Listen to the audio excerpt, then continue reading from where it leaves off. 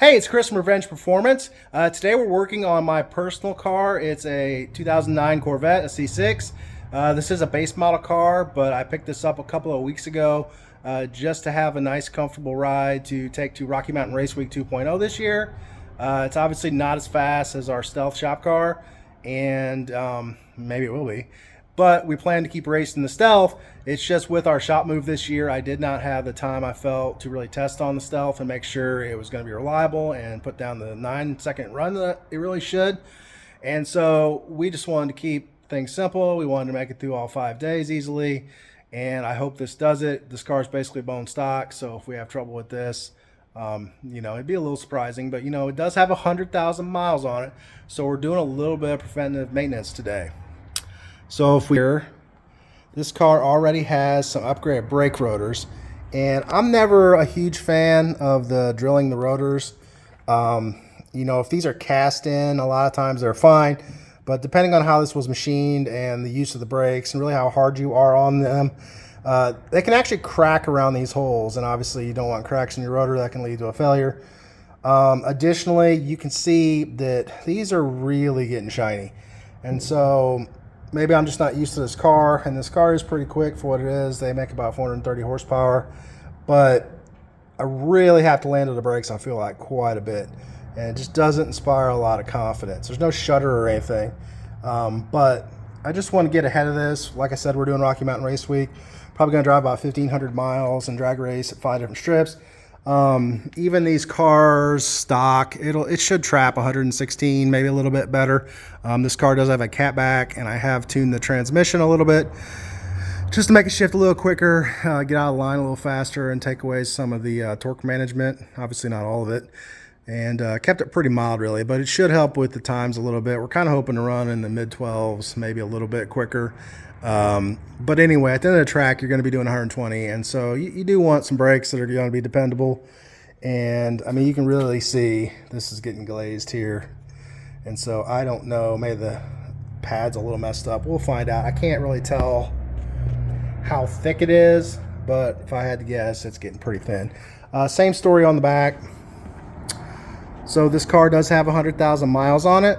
Luckily, it's been really well taken care of, and so you can see here it's basically like new underneath, and the interior and the paint, I mean, there's really hardly a scratch on it. Really love the previous owners, took great care of this car. You can see here interior pretty much mint too.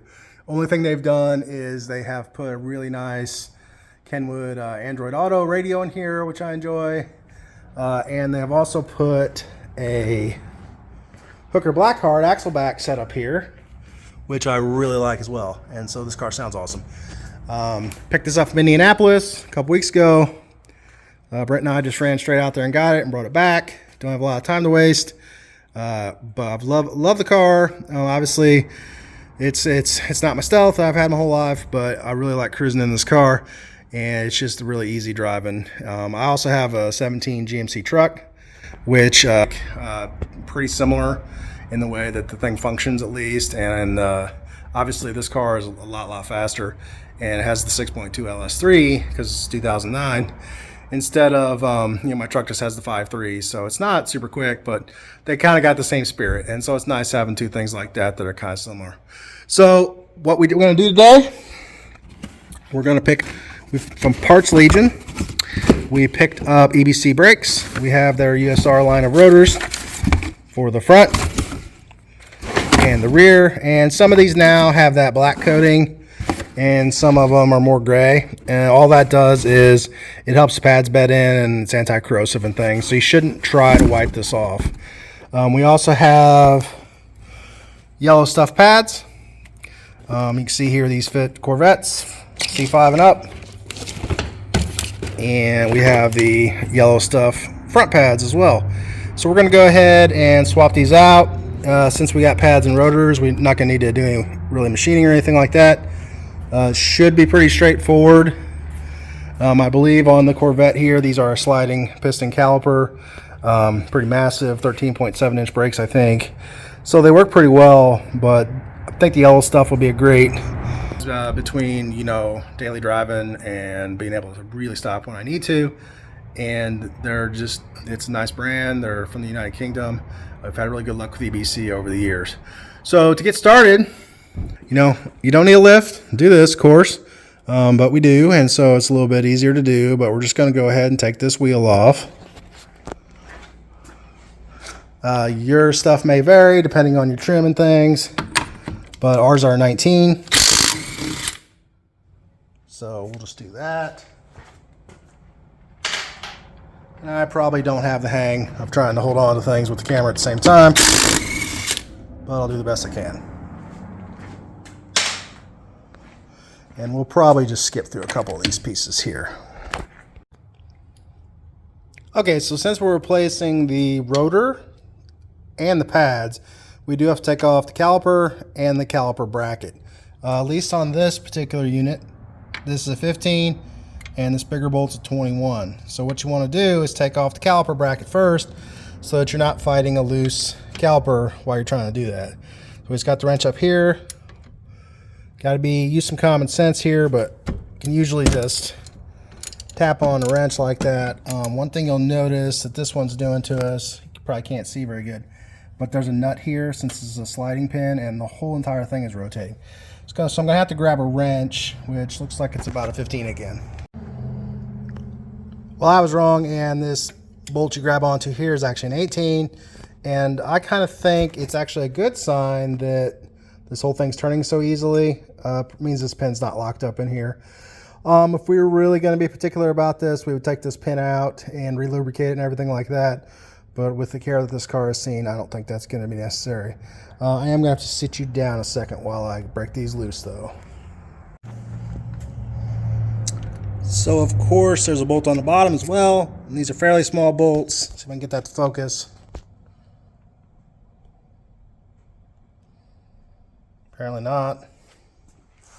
There we go. And they did also put, looks like a medium strength Loctite on these, which I think is a good practice as well. Although I don't suppose that this is an original bolt, I'm not positive. But with the type of markings on there, that kind of looks parts store to me. But I could be wrong. I never worked on one of these before, and you can see they do both look the same, but that sure looks like a parts store part. But it is grade 10, so we should be okay.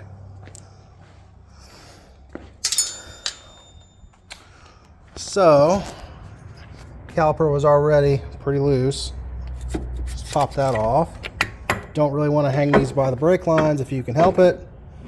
And you're going to be met with the challenge of just keeping that in one place. These pistons will have to go back in because as these disc brakes wear, the pistons come out further, and they make a tool that has like a screw for this. You can also put an old pad in there and try prying them back in. You can also use channel locks. There's a lot of different ways to do that. I'd recommend just getting the tool. They're not expensive. Most places will have them. Sometimes with these multi-piston calipers, if you can get one that covers both pistons, it's a heck of a lot easier. The other thing you can do is if you're planning on bleeding your brake fluid or anything like that, you can crack the bleeder open and then they go in real easily. So because you're not pumping it back through the master cylinder and things like that. So let's take a look though before we get to that, where these pads are at. I'm going to say these probably aren't that worn out. No, I mean there's probably half. But yeah, it's a stock type pad, I suppose. I've always kind of learned over the years that, this piece is still good and the rotors aren't really bad. So these will go on the shelf somewhere for desperate times, as my father would say. He would change a belt on a combine that was clearly worn out and about to snap and put it up on a pin somewhere. And I was like, why don't you throw that away? And he's like, desperate times, son. Someday that might be the only belt we got. And so hold on to this sort of stuff sometimes instead of just throwing it away when it's still got some life like this. So the next piece you have to do is, because you can't get the rotor off, okay, see? Because of the way that's made, you can't. Most of these rotors, some of them got little screws here to hold them to the hub, but some of them are just loose like this, because when your wheel's tightened up, obviously it holds that steady and there's no problems. but sometimes they put a little screw in here or something, which can be a bugger to take out sometimes. And you got to get that loose first, but not in this case. I can also see just a little bit of hints of some race heritage in these Corvettes. They use these studs that don't have threads on the first part, so that if you're changing your wheels a lot and rapidly, you don't have as much chance of screwing these threads up. So that's a pretty nice touch. Good chance also, check all your ball joints and everything.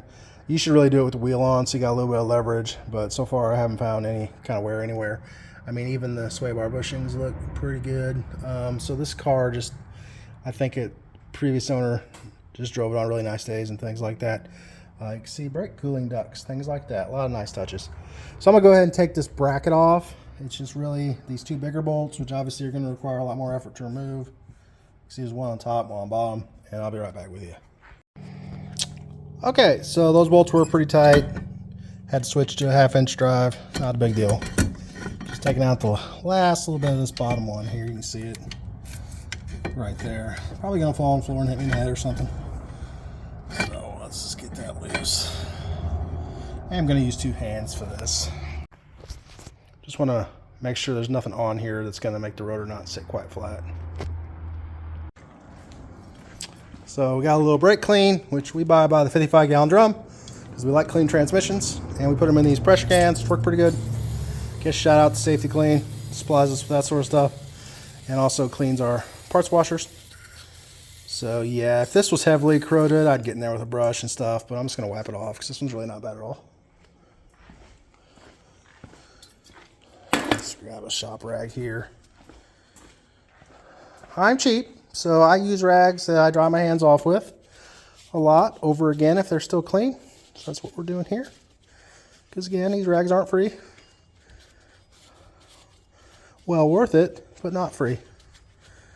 Okay, so I got a little bit of that corrosion off there. Make sure there's nothing that's going to keep that rotor from fully seating. Yeah, so let's go grab. I'm actually going to wash my hands, okay? I know it seems silly, but I don't want to get all this on the new brake rotor. And they don't recommend you hose them down fly brake clean because that coating can be affected. So there's our brand new EBC USR rotor. It's going to look awesome. This is slotted to help still evacuate gas and clean the pads off, but doesn't have the holes that are prone to cracking. And it's also just a really high quality metal, and it looks like it's going to be a perfect fit. It's also nice that they did illustrate left and right. I guess you could take that sticker off if you want, but I might leave that on there. Hopefully I don't cause any problems, and just to avoid issues in the future. So I'm going to go ahead and put this right back together, and we'll show you when that's done, but it's simply reversing the process, loading the pads in the bracket, and putting the caliper back in. Oh, one other thing that can avoid a fight when you're trying to put this together is put the lug nuts back in, a couple of them, and this will just help orient the rotor so you're not fighting it like that while you're trying to put the caliper and the brackets on. They don't have to be tight. Depending on your car, your lugs may not be deep enough, so you may want to put a flat washer on them on the inside. But let's see if these are deep enough. They probably are. No, not quite. So you can see, oh yeah, it is. I just wasn't tightening enough. You could use your impact to pull those in a little bit too, but I want to scar up the rotor. So that'll make it easier. I'm sure there's a torque spec for these two bolts. It's probably like 70 foot-pounds based on their size, but unless you're a gorilla, I don't think you're going to twist them off. So I just pulled up hard as I could till my back popped a little bit. Now it's about right, but I do recommend you just use a torque wrench and don't listen to me. So there's our beautiful Yellowstuff brake pads. You can see that some nice features is they have an integrated anti-rattle pad, anti-squeak pad, which is nice. They do have a wear indicator on one of the pads. So if you ever get a set that has wear indicators, just don't put both wear indicators on the same side, because that won't do you a lot of good, and sometimes it can cause some interference. Some pads, you're going to have little pins and such in here, so kind of pay attention to how they came off and which side your brake wear indicator was on.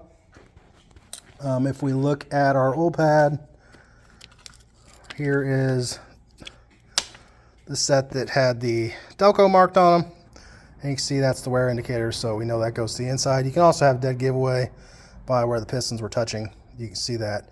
And some people put goop and stuff on here. I don't find it does a whole lot except make a mess. But if you are fighting a brake squeak issue, then there's always some options for that. Same thing with lubricating these points here. I just think it kind of attracts dirt, so I don't usually do that. You know, this is a spring, so it's meant to move anyway. But again, if you're really fighting some noise, you know, you can do certain things like that, I guess. See where it does. You know, I might pull that sticker off, though. That is irritating me. But, yep, next we got to push those pistons in, or that caliper will not fit over that.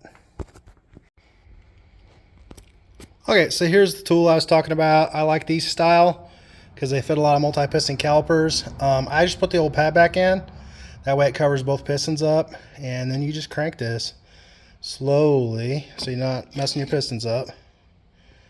If you have very delicate aluminum calipers or anything, you can also put another pad on this side if you want to protect that, but I think these are going to be fine. And this will be a lot quicker if I use both hands, so I'm going to do that. One other thing to note is if someone has recently topped off your brake master fluid cylinder, even though your pads are worn, well, guess what? When this gets pushed back through, it's going to displace that fluid up to the master cylinder and make a mess. So keep an eye out on that, and that's also why you really shouldn't fill those to the maximum unless you have just done your brakes. Well, that is that. Pretty simple. I checked the slide pins. They're all nice and clean and greasy on the inside. Everything's moving freely. And now we just got to put the wheel on. So the nice thing is Corvettes do not have electronic parking brakes, at least in the 6th generation. So the back is basically a similar process. If you have a car that does have an electronic parking brake, you'll have to go through either a scan tool or there's some kind of voodoo tap dance you can do with your dash buttons to make it release that completely, or you will not be able to get the rear caliper apart. Also, watch out for calipers that screw in due to that. Dead giveaway on a caliper is if there's a big electric motor on the back of it. You really need to watch out. You can break some stuff. But luckily this one's pretty simple. And all the other rotors, it's the same process. So instead of making this video another hour long, we'll just kind of show you what that's about, and we may give some driving impressions later. Well, I can tell you it sure looks a lot better, at least, even with that dirty wheel. Let's see the other side. Well, I guess I'm glad I did this brake job. I don't know if this is normal, but these just fell like 4 feet onto the ground, and this whole pad material just come right off. So yeah, never seen that before. Could be normal. Don't know. Glad they're gone. Well, there's the passenger front on. Sure looks good. More rusty rotors. Versus this. I think I know what I'd pick. This one actually seems like they just put pads on it, which would jive with the Carfax. I think it's like 15,000 to 20,000 miles ago. But these squeak pretty bad. But this looks like the same configuration as the front. Sliding pin caliper, pretty basic but very effective. You just take these bolts, hold on to the slide pin with another wrench, and then these giant bolts, and this will come out of the way. And the rear is just a single piston, so we use our tool in the same way. Just turn that in until that piston's in as far as it wants to go. Very basic stuff. And I love on the Corvette how they have brake cooling ducts and other race elements, just like they're no big thing. It's pretty awesome. I still think the C6 is one of the real values out there if you want a sports car to play around with and daily drive and things like that. Oh, one thing to note is this e-brake shoe assembly can sort of move around. And so if you're having trouble getting your rotor on, you might have to work with that. And there's also an adjustment here that you can dial back, kind of similar to the old drum brakes. And because that's what it is, it's a drum brake. But just wanted to let you know about that if you have trouble getting your rotor on. Okay, I had to wiggle it around a little bit and tap on it just a little bit with my hand. Don't beat on it as a hammer trying to get it on. And make sure that that e-brake shoe was properly positioned. I didn't really want to back it off because I like the e-brake adjustment the way it is. And maybe that's self-adjusting, I'm not real sure. Just didn't want to take the chance on that. So here we go, we got our rotor on. Now just put our caliper bracket and caliper and pads on, and we'll be in business on this side too. So these brakes have been great. They stop on a dime. They don't fade. I've run them pretty hard. I've had some great luck with these brakes. And the only thing I would say is they do make a little bit of dust.